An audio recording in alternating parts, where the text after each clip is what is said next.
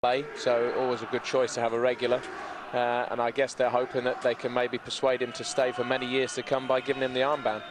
Stephen Fletcher in the starting lineup. Of course, there's no Gary O'Connor, no Derek Riordan in the Hibs lineup. They've moved on to pastures new. The huddle, perhaps brought by Ulrich Larsson from Celtic Park to Odense. We don't know that, but he's certainly the player doing all the talking, the captain of Odense. A very big physical side. And Bruce Rioch, renowned for putting out teams which are very difficult to break down. I played against Bolton several times when I was with Reading, going back a few years, and one thing you know about his teams, that they're very well drilled, they're very fit, and they are well organised. So, and just looking at the Danish side, they look very, very big. I mean, it's noticeable. You know, there's 6-footers all over the place. So Hibs are going to have to stand up and be counted in this match. So it will be Hibs to start the game. Chris Killen and Stephen Fletcher, the front two. Ideal conditions overhead and underfoot. About perhaps 4,000 people inside the 16,000 capacity stadium. As David Murphy gets his first touch on the ball.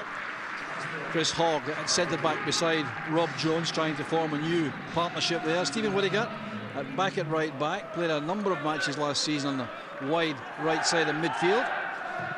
That's Kevin Thompson's first long pass. And that's turned back by Sorensen to the goalkeeper, Arek Kołanisko, Polish international.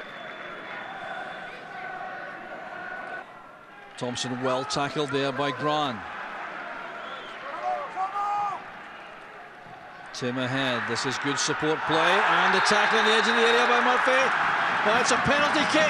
A penalty kick to Odense. It was certainly a foul. There's a question of whether it was in the box or out. Vivang was the player brought down. There's a debate going on here, and the yellow card is shown to David Murphy. Well, in or out? When he gets the ball for a start, I don't know whether that matters, whether it's in or out. I know that it's a good tackle, yes. There's no question. My initial reaction was, and you can tell by the player, you know, often the player, they have a genuine case with the referee that they feel they've got the ball, and that much was obvious. Now, what a chance this is now for Chris Sorensen, the very good left foot. The fullback will take the penalty. Sorensen against Brown, that's a fine penalty, and Odense have the lead. It's a savage blow to Hibs at this point in the match. They have lost their way a little in recent times in the game. Bruce Rioch clearly delighted to see that opening goal. It's an excellent penalty.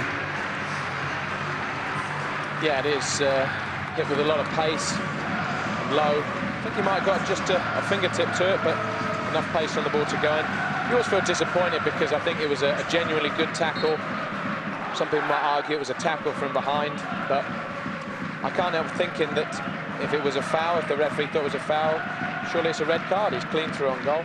It's quite an easy decision. Not for one, for about four. I don't agree with this persistent fouling. As far as I'm concerned, if someone does a bad foul, stick him in the book. If they do silly little niggles, just tell them to go on with it. Get the game going. 4 minutes of additional time to be added on. That was a signal from the fourth official. We're in the fourth of these minutes now. And is there to be some twist at the end? No is the answer. Philip Kalt brings the match to an end. The only goal scored by Chris Sorensen after 33 minutes from the penalty spot. A questionable penalty kick, but Hibs have no complaints at losing this match. They've got a big task ahead at Easter Road. The final score from Odense. Odense 1, Hibernian 0.